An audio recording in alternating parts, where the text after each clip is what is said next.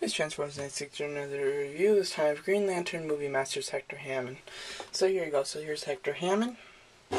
Here's his box, very nice box, obviously Hector Hammond. On the back here we get more in-depth detail of how Parallax will look. Pretty close. So far I have them all because Corona did arrive. I had said that I ordered him and he just got here, so very nice. So now I have all these parts, which is very cool. This leg will come with Marano. I don't really know how to say his name, but he'll be in the next wave. And then the body and the head will come just as a figure itself, and also in the next wave, which is very interesting. It won't come with a figure, that's just all it'll come with. It'll be a box with the body and head in it. Very strange, but cool. It's neat how they did that. Hector Hammond is figure number 9, and his wave also comes with Gladys Zed, which I do also own and will do a review of momentarily. So, he comes with a Parallax piece, he comes with a leg of Parallax, which looks very nice. It's the same thing that you get as Corona, for the Corona figure. The only difference is the paint. The Corona and this guy's paint. Corona has a yellow kind of face, while this one's clear. And then back here, with the leg, this one starts to fuse into yellow faster than this one does. And then this one's got some black highlights. So overall, I think that Hector Hammond has the better piece. So that's kind of neat. It's a nice, really cool looking face here. It kind of looks like the face from the Aliens movie. So that's kind of cool. Kind of like a monster. Yeah, it looks really nice. So, very nice. So that's the leg of Parallax. So now the figure. So this figure I was very excited for. Probably, out of the entire wave, the one that I was looking forward to the most, just because Hector Hammond's a villain. I like villains, so I was very excited to get this guy. Getting him, I was neither disappointed whether I was, or was I really impressed. He's nice. Yeah, he's got a few flaws that I can't say I love, but all in all, he is a very nice figure. So, let me go here. So, articulation is very good. Swivel neck, I mean, it's a ball joint, but it's just so hindered that it's really just a swivel. Ball hinge shoulders, swivel at the bicep, and then a hinge elbow, yeah. Swivel wrist, swivel waist. It hinges on the leg, and it also goes out. Swivel at the upper thigh, hinge knee, and a swivel ankle. It is a hinge. Well, it's mostly just a swivel. So articulation all in all is very nice. They really did a good job on articulation. One of my biggest flaws with this guy that I have with him is the size difference. I did not expect this to be a flaw at all, but it is. He's so small compared to an average figure. Here's Hal Jordan. And Hal Jordan just towers over this guy. It's like, what are they doing? He doesn't even look human like this. And he's got the huge head as well. So it's really ridiculous how much shorter Hector Hammond is from a regular Green Lantern figure. Grant you, in the movie, Hal Jordan, I think, was a bit taller by a couple inches. These guys are an inch apart, which comes out to, in real life, maybe about a foot apart, and then he's got the huge head on top of that, which is ridiculous. Really too short. Don't know why they even decided to do that.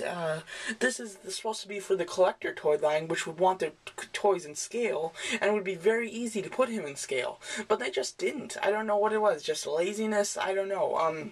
Very, very disappointed on the huge size difference that he is, so that's horrible. If you're getting this figure alone without anybody else, then he's okay, because he's got no one else to compare him to, but really ridiculous that they did that, and it's a big flaw, because it's hard to do posing scenes or anything, because he just looks so out of whack. Really disappointing. But what are you gonna do? As far as, he looks nice. This blue suit, I don't really know when he wears this, because he doesn't wear this as the villain. Maybe he wears this, like, before he's turned into Hector Hammond. He probably does. I think maybe this is what he was wearing when he was teaching the class, and, he read the kids' thoughts. But, this isn't what he wore when he kind of turned into Hector Hammond, because he had, like, a black jacket with a hoodie, if I'm not mistaken, when he turned into the Hector Hammond, the villain.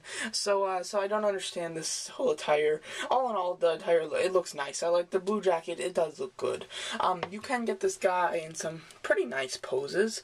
He doesn't really do any hand-to-hand combat. He's, really just the, the kind of a levitator with the mind and that kind of stuff, moving things with the mind.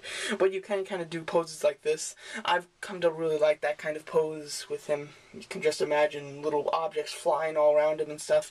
So yeah, so that's kind of neat, and it's nice that you can do that pose. And one thing that would be really cool, I wish that they kind of put some kind of wire in this jacket. They didn't, and it's totally okay that they didn't, but that would be really cool, because then you could like kind of has the jacket out, then it would really look like things are flying over around him. It would give him a really cool effect. But it's okay that they didn't. They really don't need to, but that's just something that I noticed that I thought I should say.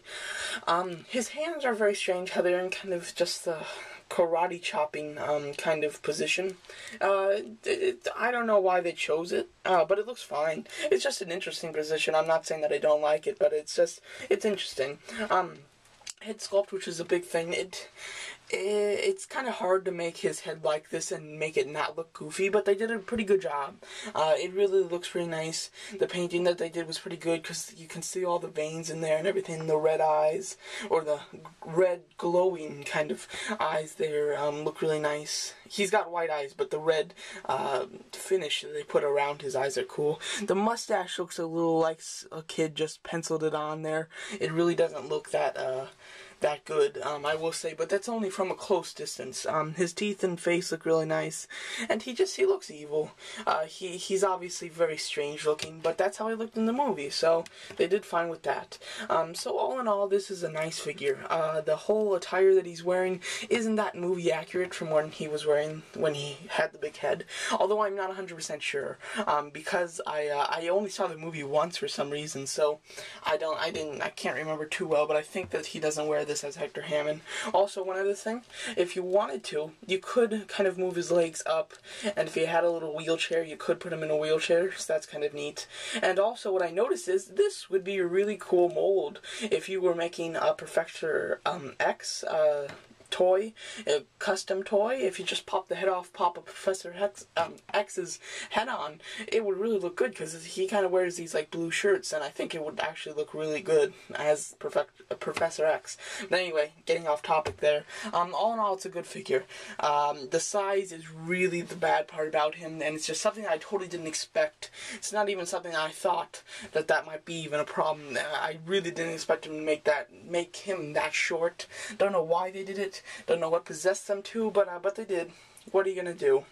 The individual sculpt and everything is very nice. I really like it. The paint is pretty great, and everything. He's a good figure all in all.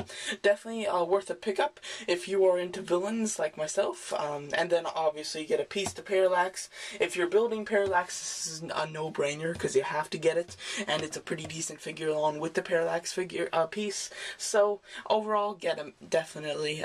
You really can't find them in stores. For some reason, the stores are really only holding the first 4 figures. As far as everyone else, they don't have them. So don't know what's up with the stores, but you can get this guy online. I picked him up at the Big Bad Toy Store. Many people on eBay have him as well, so you can definitely pick him up, because he's well worth it. And so close to building parallax, I only need 2 more figures to complete my parallax, and very excited for that. So there you go. So that's my review of Green Lantern Hector Hammond Movie Masters figure. Thank you for watching.